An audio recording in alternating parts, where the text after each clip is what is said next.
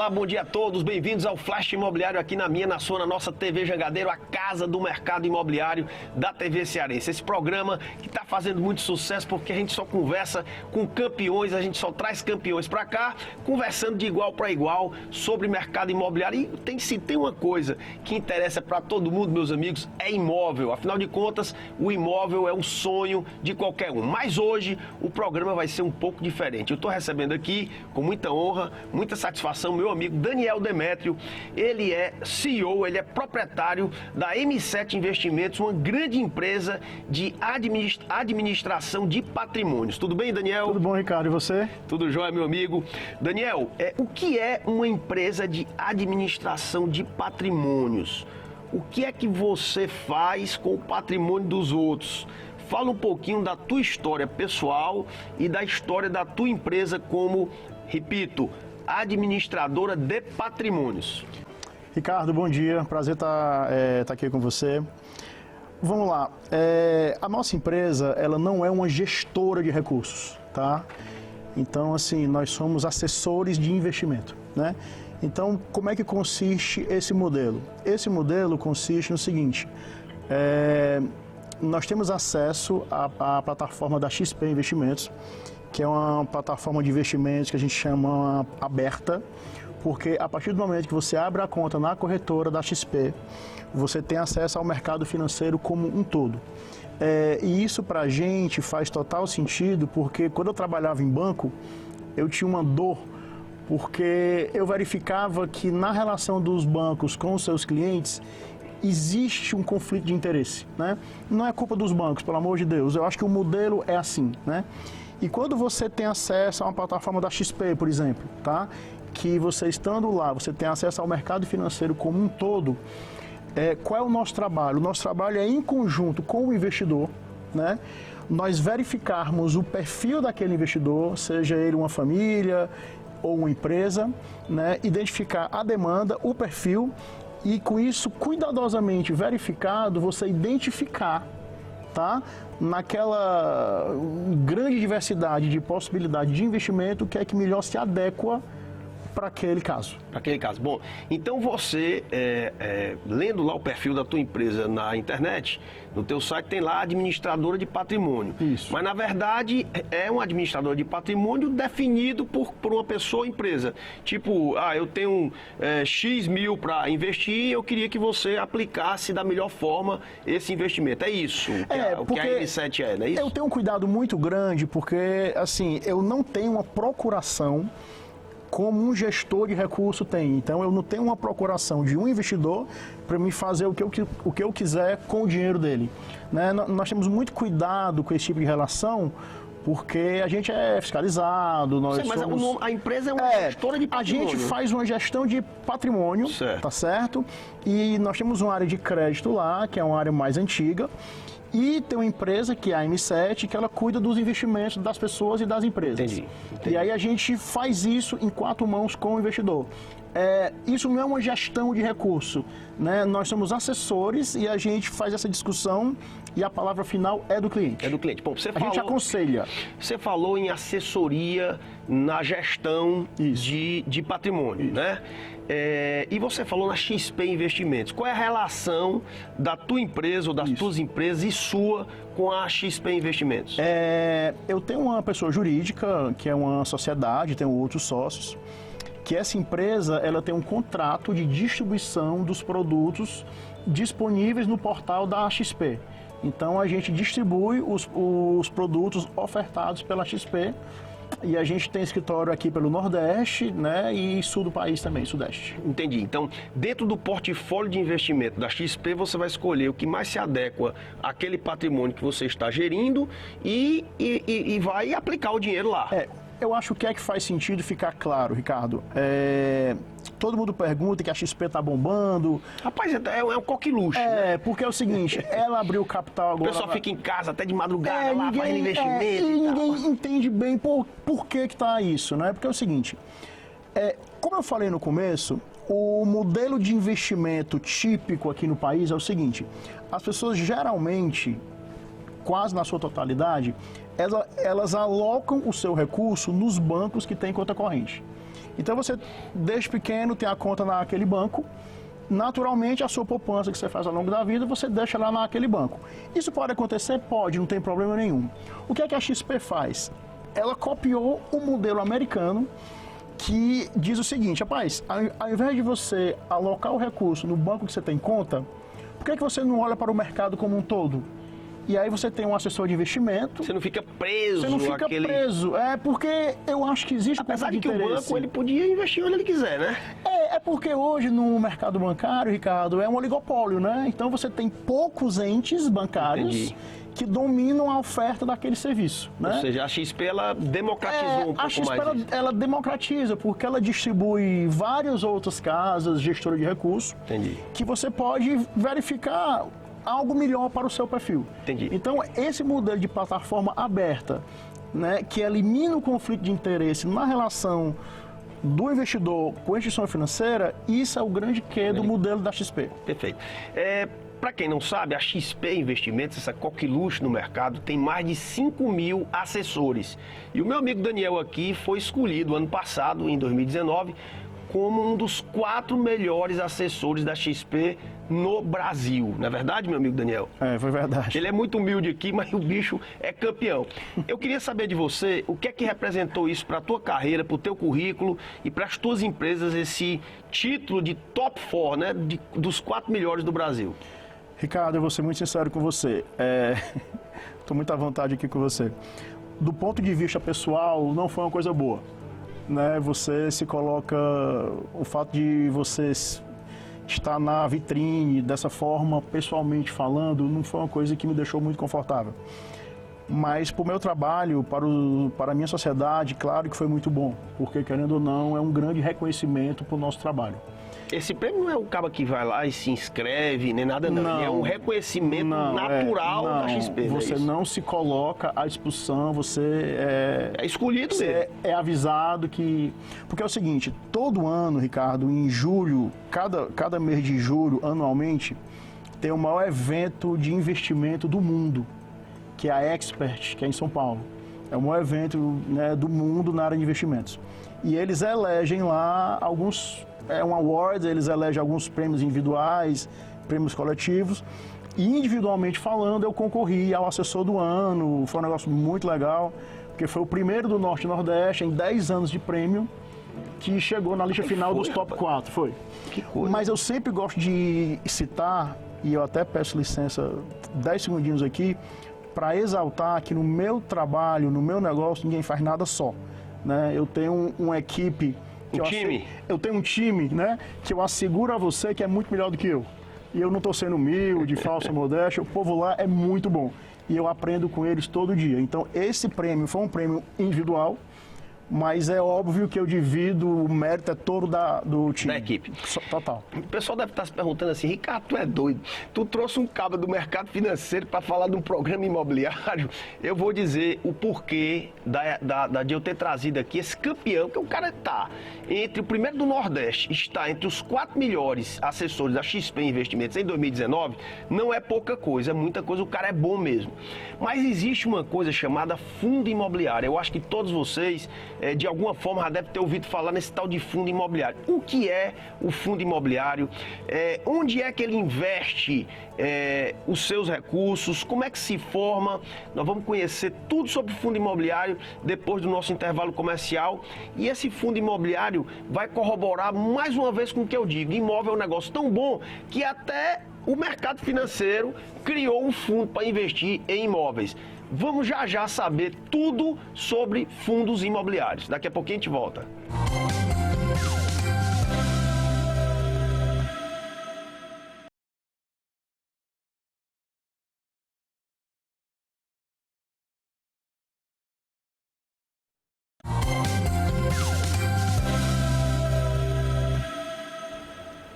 De volta ao programa Flash Imobiliário, num bate-papo muito bom, muito legal, com um grande expert no mercado financeiro, o meu amigo Daniel Demetrio. E a gente estava falando aqui que imóvel é um negócio tão bom que até o mercado financeiro resolveu investir em imóveis, criando os fundos imobiliários. E é sobre isso, Daniel, se você me permitir, que nós vamos dedicar esse bloco todinho para falar de fundo imobiliário. Primeira coisa, o que é um fundo imobiliário?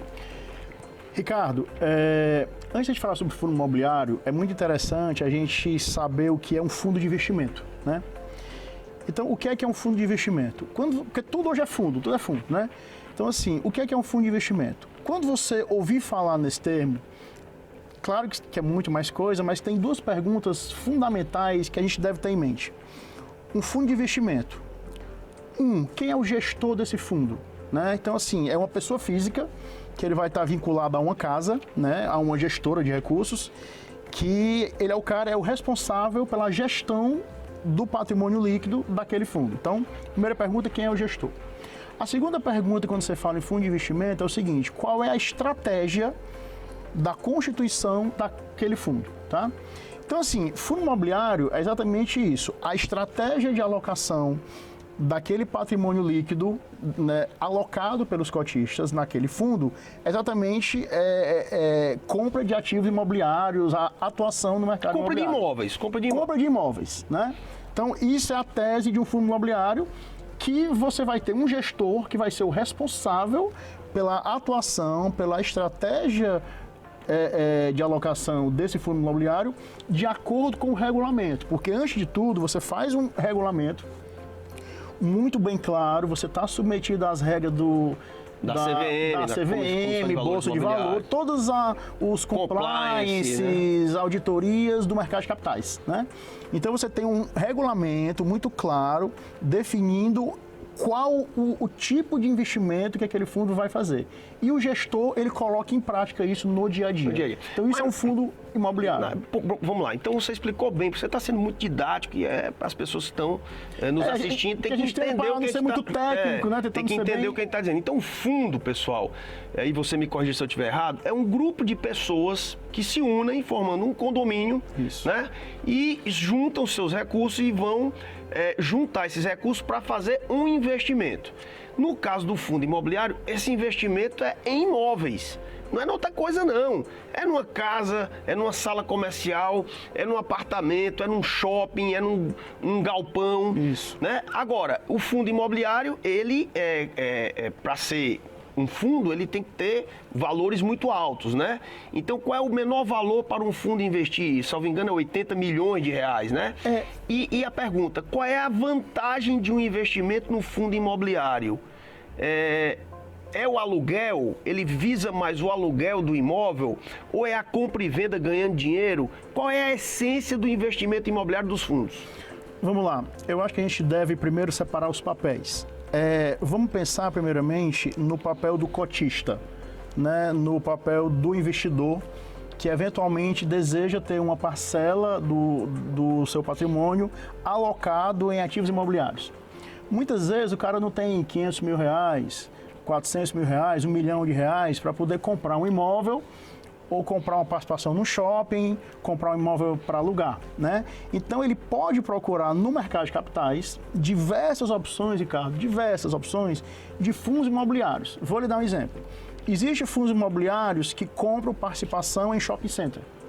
Eles têm que ter uma finalidade específica. Uma finalidade específica, porque isso fica claro em regulamento, é muito fiscalizado, é muito auditado, para o cotista saber exatamente qual é a tese de investimento daquela aplicação dele.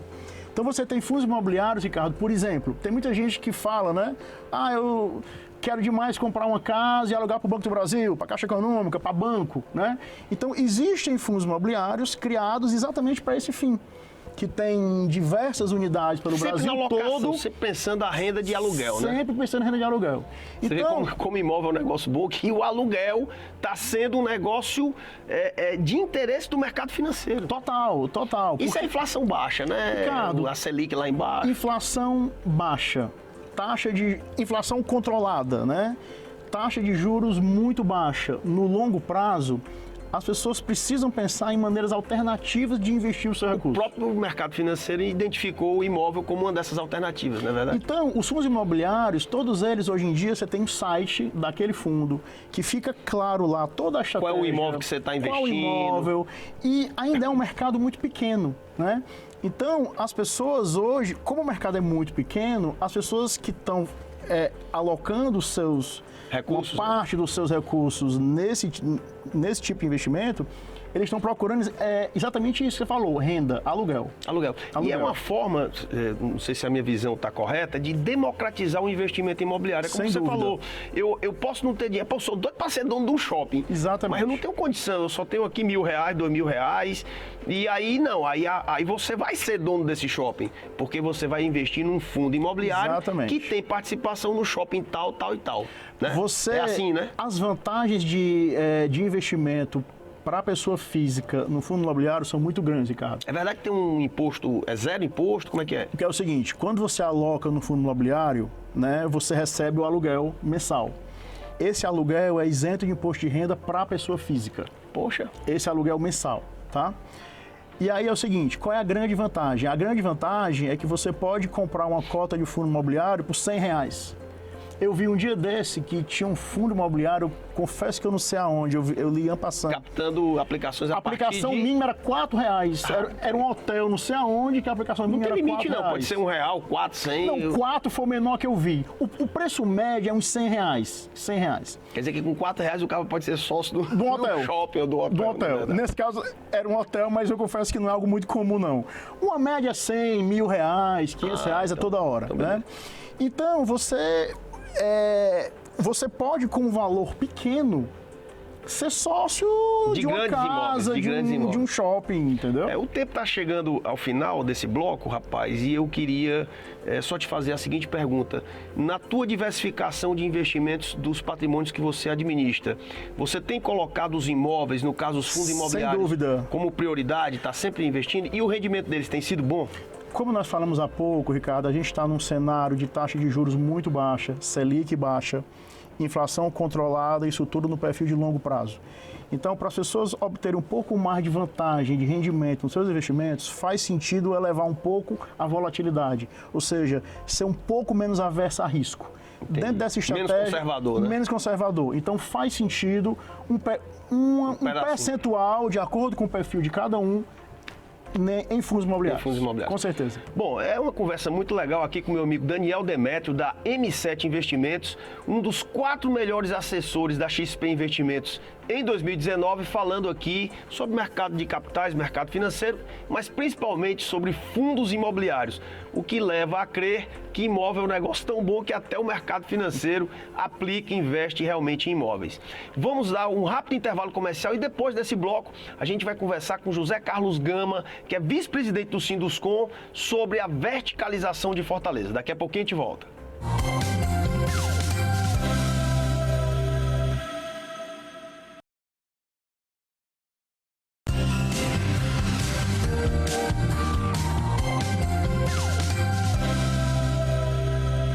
De volta ao programa Flash Imobiliário aqui na minha, na sua, na nossa TV Jangadeiro, a casa do mercado imobiliário do Ceará.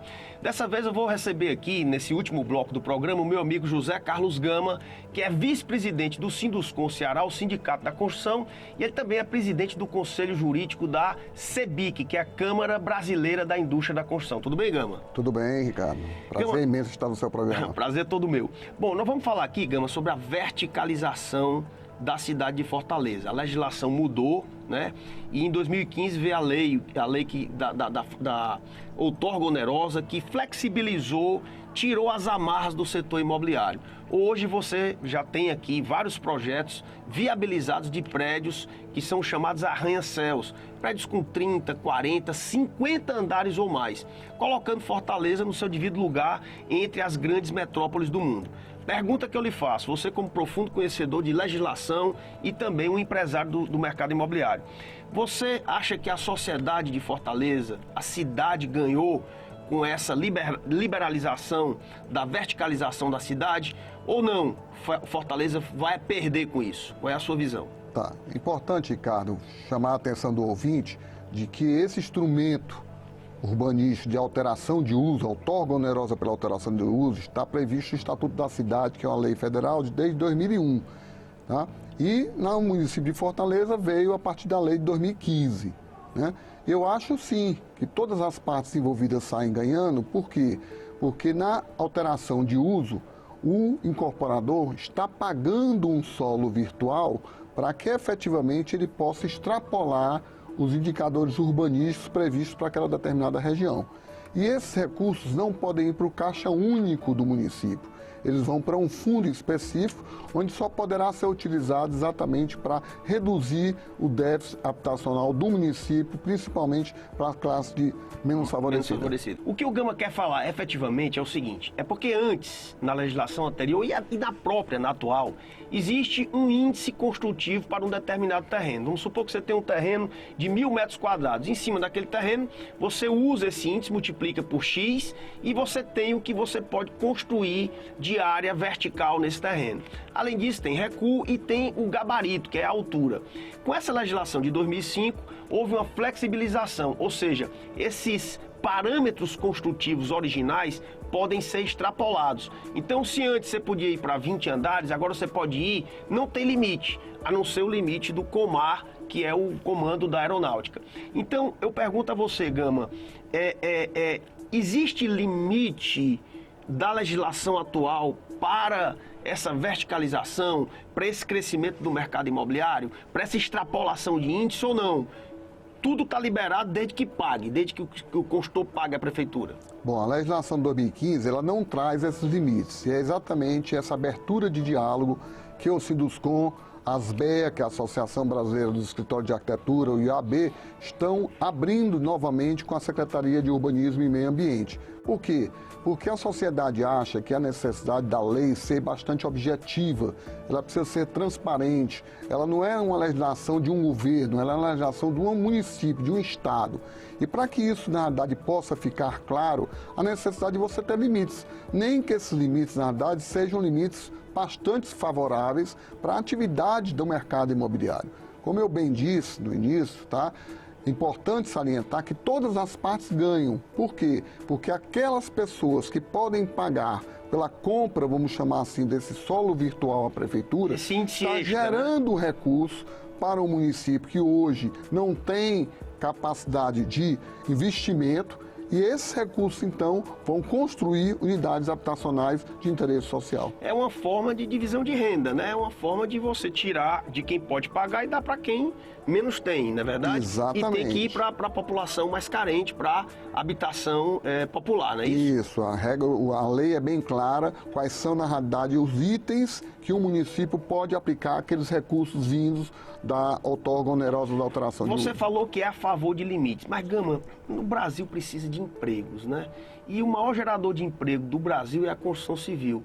Não seria o caso de deixar a liberdade fluir normalmente, dar liberdade total para os cidadãos que quiser fazer um prédio de 100, 200 andares? Puxa, em Dubai não tem um prédio com mais de 800 metros de altura, o outro que vão fazer, acho que é na Arábia Saudita, tem 1.000. Por que esses caras lá podem ter e a gente não pode? Por que limitar? Não seria o caso de liberar, Gama? Veja bem, cada limitação, como você bem colocou, vem por outros fatores. Por exemplo, cone aéreo. Não adianta eu dizer que o prédio de Fortaleza vai poder chegar a 200 andares se o comando aéreo, em função da segurança dos nossos voos, não permite. Sim, mas então, aí é outro limitador. Pronto, então a ideia nossa é procurar colocar limites tais de que efetivamente, mesmo que a pessoa quisesse, não tinha condições de extrapolar. Por quê? E aí o arquiteto sabe bem, quando ele na verdade está desenvolvendo um projeto, isso existe vários indicadores urbanísticos que limitam a sua capacidade construtiva.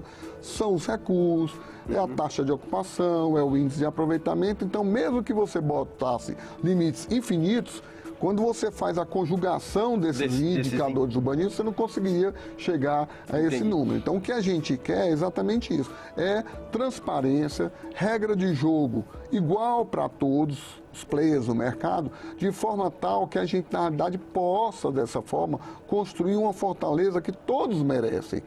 É importante também salientar que o Ministério Público está sempre muito em cima, achando que o mercado imobiliário é um mercado que só pensa, na realidade, no pior para o meio ambiente, o que não é verdade.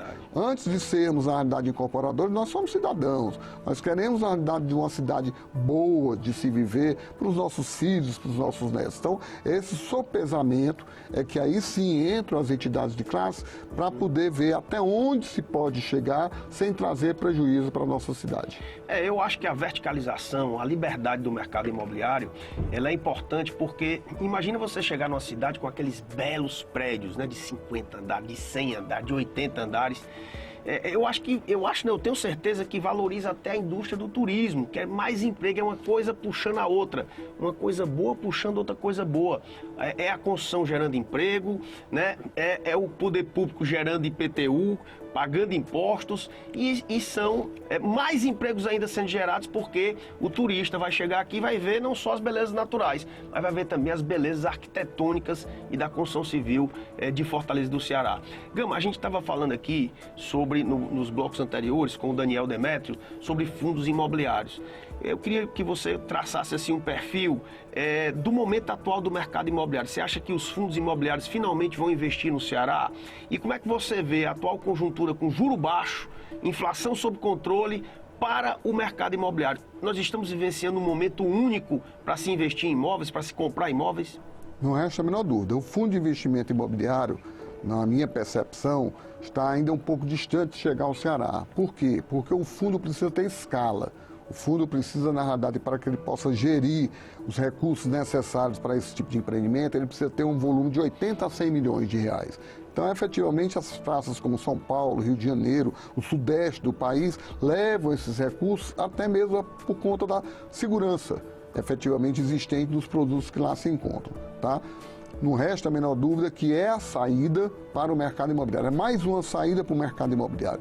Até porque houve a alteração da mudança da legislação e os fundos de pensão, que antes eram obrigados a aplicar 8% em imóveis, agora subiram para 20%. Então esses fundos estão ávidos por bons produtos. Comprar imóveis. Comerciais, lajes inteiras, galpões industriais, imóveis para aluguel para agências bancárias, de forma tal que possa realmente isso ser colocado no ativo, chamado Fundo de Investimento Imobiliário, e com isso democratizar a participação do pequeno cidadão na compra do imóvel, não do imóvel em si, mas de uma cota do imóvel que será gerado por esse fundo. Quando eu digo que imóvel é o melhor negócio do mundo, olha lá, o fundo imobiliário é uma criação do mercado financeiro, é ou não é? Exatamente. E esse mercado financeiro colocou esses recursos no mercado imobiliário, nos imóveis. É mais uma prova de que imóvel é o melhor negócio do mundo. Theodore Roosevelt, um antigo presidente americano, dizia o seguinte: meus amigos, imóvel é a base da riqueza. E eu queria encerrar o programa agradecendo aqui a grande audiência aqui do nosso Flash Imobiliário, ouvindo de você o seguinte: imóvel, na sua opinião, Gama, é o melhor negócio que existe? Ricardo, no meu entender, imóvel sempre foi, é e será a melhor aplicação de uma família. A pessoa precisa se planejar e comprar corretamente. Para isso, ela precisa fazer duas formas. Se vai comprar um imóvel físico, estar ao lado de um bom corretor, de alguém que possa apresentar as melhores ofertas do mercado. Se não tiver condições de comprar um imóvel, vai comprar uma cota de um fundo imobiliário, procure um assessor financeiro. Perfeitamente. Esse foi o programa Flash Imobiliário, agradecendo aqui a presença do meu amigo José Carlos Gama, e até o próximo sábado, às 9 da manhã, com mais convidados de peso aqui no Flash Imobiliário da TV Jangadeiro. Até lá!